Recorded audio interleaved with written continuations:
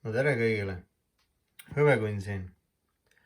Täna siis mõtlesin, et ajame jälle juttu natuke, sest väärismetallid on ju märgatavalt alla läinud, nagu te ehk olete tähele pannud. Aga noh, seda ma tegelikult juba mainisin ka oma eelmises videos, et sealt võib-olla saite aimu, et mis võib juhtuma hakata. Aga vaatame üle siis kõigepealt väärismetallide hinnad. Täna siis 25. juuni 2026 aasta. Et põhimõtteliselt siis üks unts hõbedat, siin on muidugi kõvasti rohkem, aga üks unts hõbedat siis täpselt 50 eurot ja üks unts kulda 3500 eurot. Et hinnad on päris kõvasti kukkunud ja põhimõtteliselt on seis selline, et nad võivad veel kukkuda. Aga kõigepealt siis näitan teile oma uut ostu. Nimelt siis bimetallist münt, väljaspool puhas hõbe, seespool puhas kuld ja väga vinge minu arust. Et kui kõik müüvad, siis mina ostan. Et ühesõnaga vaatame siis, mis me täna jutustame siin, aga et eelmises videos ma siis põhimõtteliselt rääkisin, et kui USA peaks intresse tõstma, siis tähendab see seda, et väärismetallid ja aktsiad ja Bitcoin ja sellised asjad kõik langevad hinnas. Ja see plaan sellel Kevin Warshil siis oligi vist, või noh, tegelikult ei olnud seda plaan, aga noh, ta vist peab seda tegema, kuid ta igastahes ütles selle välja, et arvatavasti peavad siis intressi tõstma ja kohe peale seda hakkasid väärismetallid siis langema. Nagu näete, on hind kõvasti langenud. Aga seal on üks aga. Kui võtta seda, et hõbe on 6. aastat järjest puudujäägis, meil on suured sõjad üle maailma. Trump siin vahepeal saavutas rahuleppe, aga Iisrael ründas ikka mingit riiki ja ühesõnaga pandi see Hormuzi väin jälle kinni, ehk siis naftat ei tule kuskilt peale. Ameerika ütles välja, president ise ütles, et 4 nädalaks on naftavarud alles ja siis võib päris hulluks jälle minna. Iga sõda tekitab inflatsiooni. Kuigi jah, praegu on USA sõjas, dollar on tugev. Aga kui need kõik asjad läbi saavad või midagi läheb kuskil nihu, siis te saate aru, et need metallid siin hakkavad jälle tudemuum panema. Sest see pulliturg, mis nii-öelda läbi on, see pole veel poole pealgi minu arust. Sest tegelikult nõrgad tuleb välja süüa ja see on alati nii olnud. Ehk siis hinda lüüakse räigelt alla praegu. Te näete seda ju, kuidas see hind kukub. Kui varem on olnud seal päevas mingi mõttetud sellised tropid skaala peal, siis praegu paneb põhimõtteliselt otsejoones alla või siis teine päev otsejoones ülesse. Et see on rõve manipuleerimine ja see pole normaalne, et paber või aktsiaturul siis põhimõtteliselt 400 untsi hõbedat siis on võrdne päriselus 1 untsi hõbedaga. Et seda turgu manipuleeritakse nii rõvedalt ja füüsilist metalli tegelikult ei olegi nii palju, kui seda vaja on. Aga igastahes, kuhu ma jõuda tahan, on see, et inimesi hirmutatakse nii meeletult, et see sunnib nad müüma. Mulle see muidugi meeldib, ma ütlen ausalt, kui lollid olete, siis müüge. Aga nii kaua, kui te ei müü, nii kaua te ei ole ka midagi kaotanud. Sest paberraha kaotab oma väärtust iga jumala päevaga, sest pangad prindivad seda tohutustes kogustes juurde üle maailma. Aga seda ma olen teile korduvalt maininud. Igastahes nõrgad müüvad ja samal ajal pangad ja rikkad inimesed ostavad juurde. Ja see aeg, kui teie ostsite 120 euro peal hõbedasse sisse ennast, hetkeseisuga olete te kaotanud juba pool oma varast, kui te müüsite maha. Sest see on rets kaotus. Aga kui te pole müünud, teil on kõik alles, te hoiate, siis on kõik hästi. Niikaua kui te ei müü, on hästi. Aga väga-väga paljud sunnitakse müüma, sest nad ostsid oma viimaste rahade eest turu tipus, siis kui haibiti õved. Nad ostsid ennast sisse, lootsid kiiresti mingi rikastuda või paar tonnigi teenida või mingit kasumit vaata. Aga sõbrad, see ei käi nii, ma olen teile seda alati rääkinud ja nüüd, kui nad kaotasid seal juba näiteks oma untsi pealt 20 eurot, nad värisesid seal 3-40 euro peal, mõtlesid, et et kurat, nii palju olen juba kaotanud, ei tea, kas müüa. Ja nüüd, kui pani see veel viimane põnts otsejoones allapoole, siis väga-väga paljusi sunnitakse müüma. Sest neil on raha vaja. Neil pole sularaha varusi võib-olla kodus, neil pole, nad ostsid oma viimaste rahade eest. Seda lootes saad kiiresti rikastuda. Kuid nüüd on karm reaalsus, et neil on seda raha vaja, mis nad sinna sisse panid. Ja nad peavad oma metallid maha müüma 50% miinusega. Et väga jõhker ikka.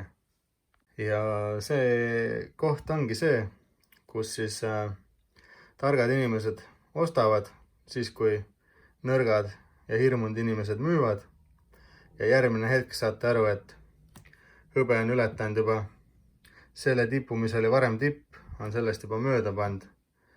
Ja need, kes müüsid seal hirmust maha, mõistavad, et nad mitte ainult ei müünud 50% miinusega oma varasi maha, vaid nad jäid tohutust pulliturust ka ilma. Ehk siis minu arvates tegelikult me keegi ei tea kuna, kristallkuuli meil ju ei ole, aga praegu targad ostavad ja nõrgad müüvad. Ühesõnaga, see on minu arvamus. Aga mis ma täna veel tahtsin teile rääkida, kohe vaatama. Siin üks päev siis sama Kevin Warsh või mis iganes ta on, siis mainis seda, et intressi määrasi tahetakse tõsta siis. Ja nagu nägite, turg kohe nagu mõjus sellele. Kuigi seda veel ei ole tehtud, siis tohutu langus on juba toimunud. Ehk siis, ma ütlen teile vaid korra seda. Ma ei tea, mis juhtub, aga see võib olla üks suurest manipulatsiooni siis plaanist. Näiteks, ta juba mainis ära selle, et intressimäärasi tõstetakse arvatavasti.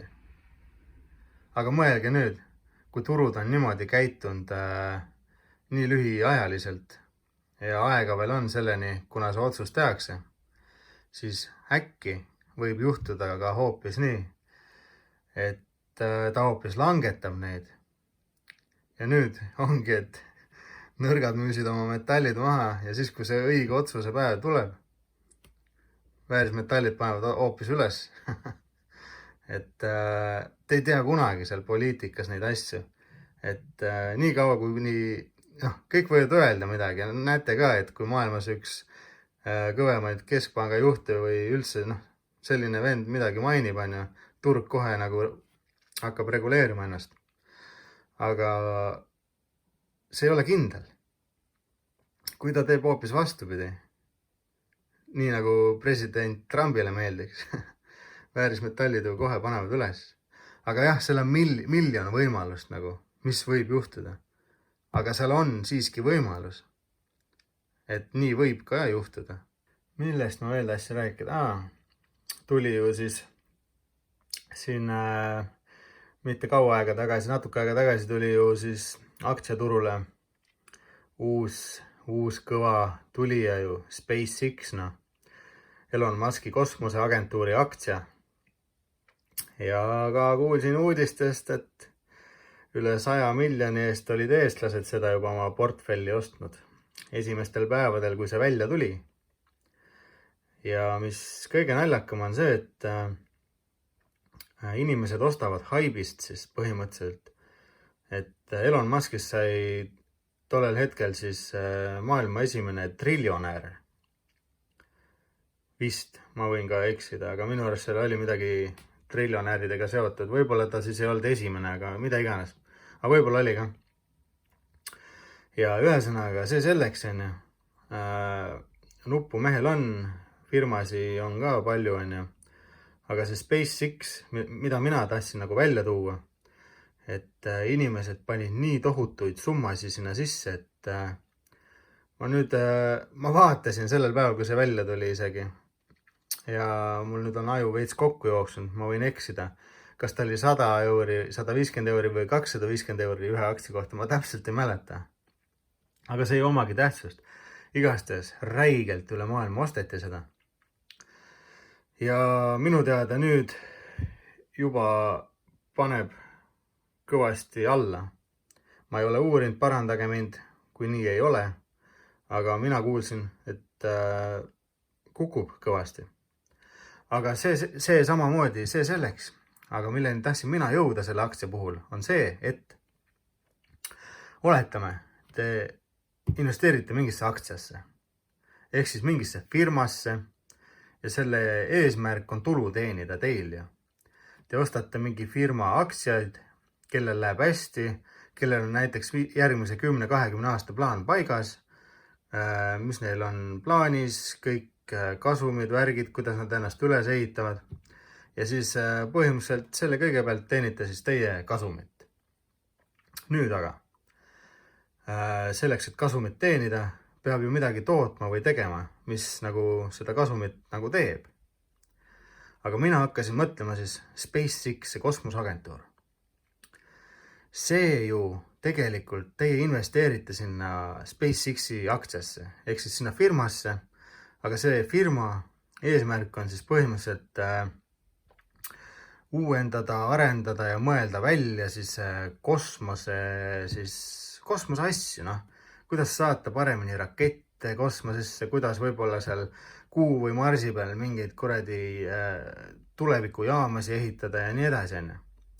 Aga seal on üks aga. See agentuur ju tegelikult ainult võtab teie raha. Mõelge nüüd loogiliselt. Te ostate aktsia ja nemad kasutavad teie raha, et arendada seda. Aga see firma mitte kuidagi ei teeni raha. Ta ainult võtab teie raha, et teha igasuguseid uuringuid asju. Ma hakkasin mõtlema, kurat, see ei ole loogiline. No, kuidas aktsionärid siis peaksid üldse seal kasumit teenima?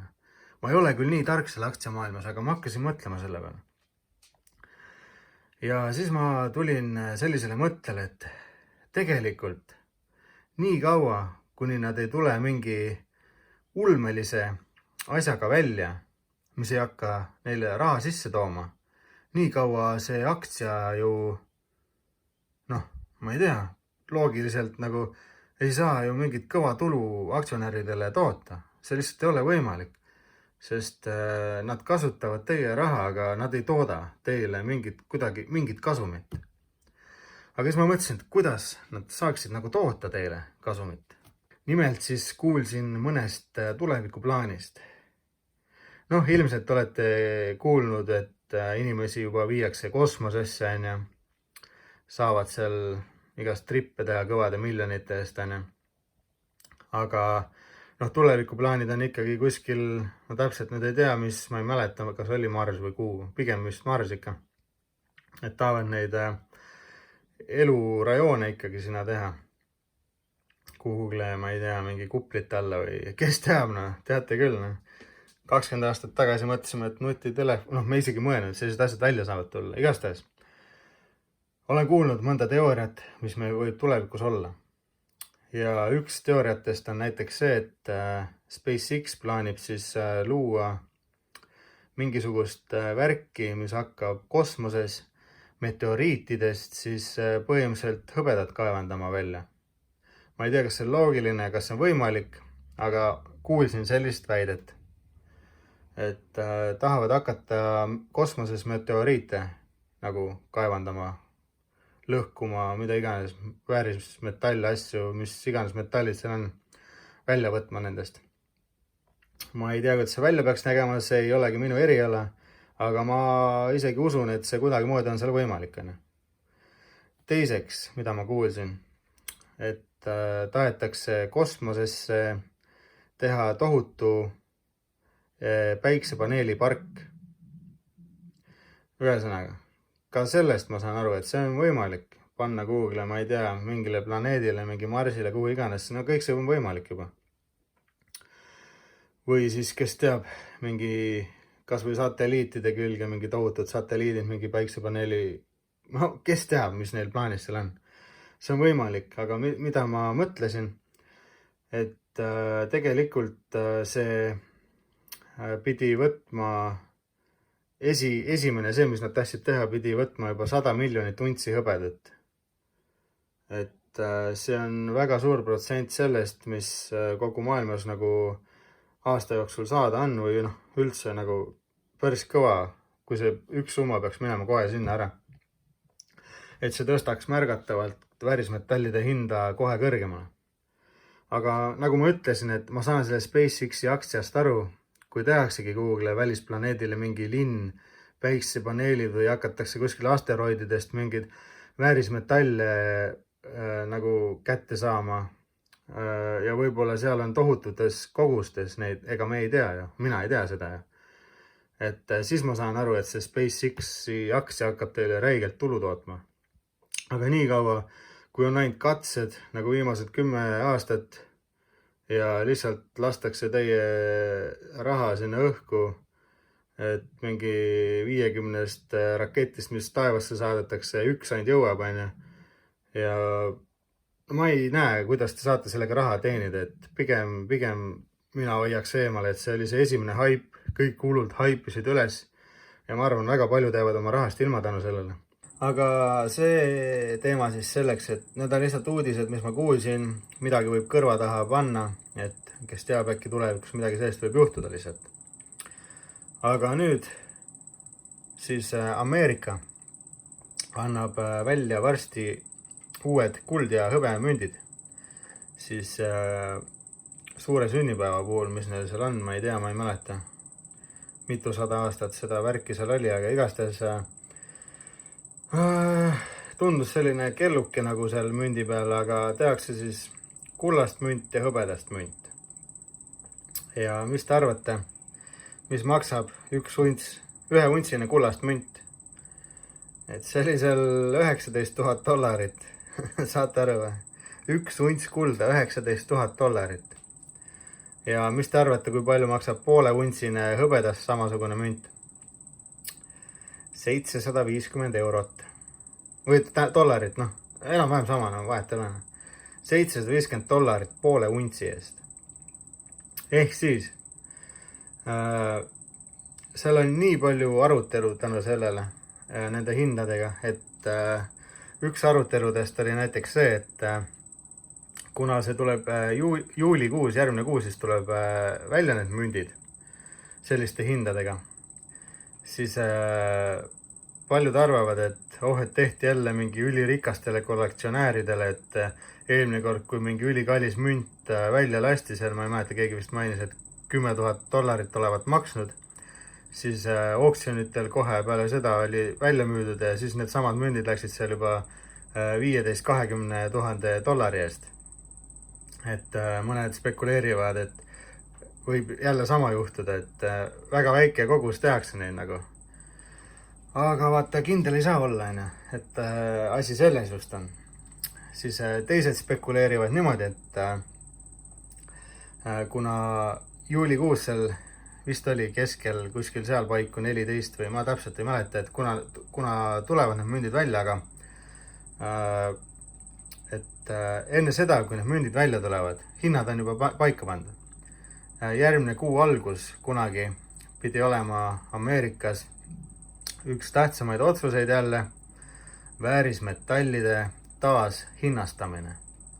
Ehk siis me ei tea, mida plaanitakse teha, kuid mõned spekuleerijad arvavad, et kui nüüd toimub taashinnastamine väärismetallidel ja need mündid, mis tulevad välja peale seda hinnastamist selliste hindadega, see võib näidata, mida riigid plaanivad teha väärismetallide hindadega. Ehk siis mõelge, kui üks unts kulda on $19,000 ja pool untsi hõbedat $750, see teeks, põhimõtteliselt ju teeks üks unts hõbedat oleks $1,500. Aga kuna see on kindlasti uus münt, on ju, 2026 aastal tehtud, on ju, siis tal on need premiumid, värgid. Ehk siis umbes võiks arvestada ju, et tavaline üks unts hõbedat oleks seal $1,200–1,300. Loogiliselt. Ehk siis me ei tea, kuidas nad hinnastavad kulla ja hõbeda uue standardi järgi. Aga midagi kahtlast on toimumas. Igasuguseid kahtlaseid asju ma kuulen viimasel ajal. Et muidugi on ka võimalus täiesti reaalne, et jah, et davai, et uue hinna järgi paneme hõbeda untsi hinnaks 50 ja ma ei tea, kuld ongi seal mingi 3500 näiteks. Aga seal on alati aga, nii kaua kuni pole asi juhtunud, nii kaua me ei tea. Ja kuna nüüd on hinnad, nagu näete, nii alla läinud ja põhimõtteliselt nädala kaugusel on see suur sündmus, siis seal on kaks võimalust. Kellel on üleliigset raha, nemad nagunii ostavad väärismetalle juurde. Aga ma räägin teile, seda tuleb teha mõistlikult. Iga kuu, tasapisi, siis tuleb teil mõnus keskmine skaala. Te ei osta kunagi tipust, ei osta, te saate sellise üldise keskmise kätte. Kui te ostate iga kuu, vahet ei ole, mis hind teeb, kogu aeg ostate iga kuu. Ja pika peale on teil mõnus keskmine selline. Aga see selleks jällegi ma tahtsin öelda, et kui tuleb väärismetallide uus hinnastamine, siis siin inimesed võivad teenida nii metsiku tulu. Maailm võib-olla ei ole ja näinudki varem sellist asja, mis nad võivad nende hindadega teha. Aga te peate realistid olema, sest samamoodi ta võib allapoole ka minna. Määratakse hõbedale untsi hinnaks $30 ja muidugi paljud siin räägivad, et davai, laeme rekad täis ja lähme hõbeda järgi. Kohe on sellised vennad ka kindlasti olemas selle hinna eest. Aga paljud, kellel võib-olla on, siis tohutu paanika müük jälle hakkab toimuma. Aga jah, ma ei tea, võib-olla küsite, et mis mina arvan, siis mina arvan, et täiesti minu isiklik arvamus on see, et väärismetallid tõusevad alati edasi pikaajaliselt. Need langused, mis siin manipuleeritakse, see selleks, see mind ei kõiguta. Nagu näete, soetasin jälle ühe kalli mündi juurde. Puhas kuld, puhas hõbe. Et tegelikult mind ei morjenda. Siis kui ongi alati see haip, siis praegu on haip, et kõik kardavad ja hakkavad müüma, siis tegelikult mina ostan. Ja samamoodi kui haibitakse, et selline pulliturg on tulemas ja ma ei tea, hõbeda ühe untsi hind on juba seal 200 peale, siis tegelikult mina juba plaanin kas müüa või vahetada hõbedat kulla vastu, kui teised seal tipus sisse ennast ostavad. Sest ei ole mõtet kunagi haibiga kaasa minna. See on mulle karmilt kätte maksnud, olen seda ise ka proovinud mõnes valdkonnas. Ja mis mind hästi on teeninud, on minu kuld ja hõbe, mida ma olen ostnud iga kuu tasapisi varsti juba 10 aastat. Ehk siis, mina ostsin seal juba siis, kui üks unts hõbedat maksis seal 17–18 eurot. Mõelge selle peale. Ja ma ei olnud seda müünud. Ja kui see hõbe üks unts käis seal 120 peal ära, siis mul oli küll selline tunne, et kurat, lõpuks tasus ära, ma teadsin seda terve aeg. Vaadake mu esimesi videosi, juba siis näete, et ma rääkisin, et miks tasuks osta ja korrat see kõik läks täide ja ma arvasingi, mitte keegi elu sees poleks uskunud, et üks unts hõbedat läheb üldse Google'i 100 euro kanti. Aga näed, läks. Ja ma arvasin seda alati. Aga reaalsus on see, et enne seda, kui ma üldse videosi hakkasin tegema, enne seda ma juba aastaid õppisin, uurisin, ostsin, müüsin, kõike sellist tegin juba. Et kogemust mul on tegelikult väga pikalt. et ma ei ole mingi lihtsalt täiesti suvaline vend, kes läheb, ostab esimese mündi ära ja sajab teile mingi jahu siin. Et ma pigem tahan seda, et kuna riik ikkagi huiab meid nii palju, onju, maksustab kõik asjad ära, isegi hõbedale on mingi vatt juurde pandud igast asjad, onju. Et see riik nagu täielikult tahab meid vaeseks teha, tahab kuradi tuua siia igast, ma ei tea, mis kuradi pagulasi, kõike nagu teeb vastupidi, mis võiks nagu meie väikses riigis toimuda, onju. Et mina arvan, et meie ainus ja õige võimalus on nii palju, kui me saamegi tasapisi kõrvale panna, siis pange väärismetallidesse ja ühel heal päeval ehk tasub see kõik ära. Muidugi iga investeeringuga on alati riskid, sellest peate aru saama. Aga nagu ma teile ütlesin, 18 eurose investeeringuga 120 euro peale minna, nii et sa mitte midagi põhimõtteliselt ei tee, oled tasapisi omal lihtsalt suurendanud seda kogust, et väga kõva värk. Ja need, kes oma hirmust siin kogu aeg maha müüvad ja pendeldavad siin turul edasi-tagasi, ega lõppkokkuvõttes nad minu arust ainult kaotavad. Et jah. Aga siin oli hõbekunn ja ma ei tea, kindlasti mul jäi jälle mõni teema kahe silma vahele, aga siiski väike video teile siia neljapäeva ja loodan, et meeldis ja ärge siis hirmust müüge, vaid hoidke ja niikaua kui te ei ole maha müünud, niikaua te olete võitjad ja näeme järgmises. Siin oli hõbekunn. Tšau!